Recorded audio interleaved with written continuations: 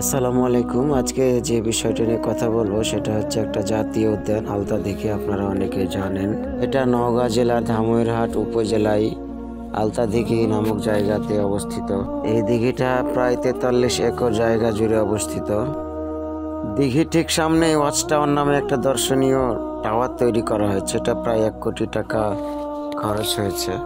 তো এই আলতা দিঘি নামকরণ এবং এই আলতা দিঘি তৈরির একটা হাস্যকর আশ্চর্যজনক ইতিহাস রয়েছে। ওই সময়ে খুব গরম পড়েছিল এবং পানির হাহাকার চলছিল।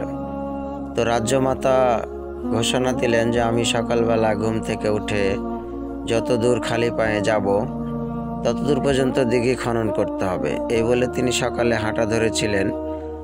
রাজা প্রজারা যারা ছিলেন তারা তো অবস্থা বেগতিক দেখে রাজ্যমাতার পায়ে আলতা লাগিয়ে দিয়েছিলেন, যাতে বলা যায় যে পা কেটে গেছে বা রক্তক্ষরণ হচ্ছে। তারপর তার হাঁটা বন্ধ করা হয় এবং ওই পর্যন্তই আলতা দিঘি খনন করা হয়। সেই থেকে এটার নাম আলতা দিঘি। তো কয়েকদিন আগে আমরা কয়েকজন মিলে এটা পরিদর্শনে গিয়েছিলাম। এটা হঠাৎ করে যাওয়া। তো এই ওয়াচ টাওয়ারে উঠতে গেলে যে এটা সিঁড়ি দিয়ে উঠতে হবে, এই সিঁড়ি দিয়ে প্রায় বেশ কয়েকতলায় হবে। এটা ঠিক কয়তলা আন্দাজ করা যাচ্ছে না।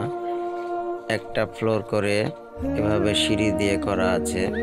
সিঁড়িতে দেখা গেল এই যে পিচি ছেলেটা ফলমূল বিক্রি করছে। তো এইভাবে সিঁড়ি দিয়ে আমরা উপরে উঠছিলাম। উপরে ওঠার সময় দেখা যাচ্ছে যে দেওয়াল আছে, দেওয়ালে জ্ঞানীরা তাদের অমীয় বাণী লিখে রেখেছেন, যেভাবে টয়লেটে আমরা ছোটবেলাতে লিখেছিলাম।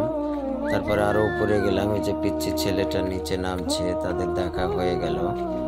তো একটু সেনসিটিভ আছে, একটু রিস্কিও আছে, যেটা আপনার রেলিং দিয়ে ঘেরা আছে। তো আমরা উঠছি, যাদের হার্টের সমস্যা তারা অবশ্যই এখানে উঠবেন না। এটা বেশ কয়েকতলা উঁচু হবে। তারপরেও আমরা কিছুটা টায়ার্ড হয়ে গিয়েছিলাম। তো আমরা মোটামুটি শেষের দিকে চলে এসেছি, যেখান থেকে আলতা দিঘিটা দেখা যাচ্ছে। আরো কয়েকটা ফ্লোর আছে উপরে, এই যে সিঁড়ি দিয়েই উঠতে হবে। তো মোটামুটি এটা শেষ ফ্লোর, যেখান থেকে আলতা দিঘি দেখা যাচ্ছে এবং এই যে জুম করে দেখা যাবে এই দিঘির ওই পারেই মোটামুটি ভারতের সীমানা দেখা না গেলেও আন্দাজ করা যাচ্ছে। চারিদিকে তো বন আছেই, বিশাল এটা শালবন। এই বনগুলোর কিছু জায়গা কেটে এই ওয়াচ টাওয়ার এবং আলতা দিঘির সৌন্দর্য বর্ধনের জন্য বিভিন্ন কিছু নির্মাণ করা হবে। যা আমরা শেষের দিকে চলে এসেছি, তবে শেষে যেতে পারছি না। তার মধ্যে এখানে একটা দেখা যাচ্ছে যে রেলিংটা কাটা আছে। এটা একটা আশ্চর্যজনক ভয়ানক ব্যাপার যে এত উঁচুতে এই জায়গাতে এত ছোট বাচ্চা আছে। এই বাচ্চা এই যে নিচ দেখতে পাচ্ছেন, মাথা ঘুরে যাবে, নিচে কেউ তাকাবেন না। সব মিলিয়ে মনোরম সুদর্শন ভালো একটা জায়গা। আপনারা সময় পেলে সেখান থেকে ঘুরে আসবেন। আসসালামু আলাইকুম।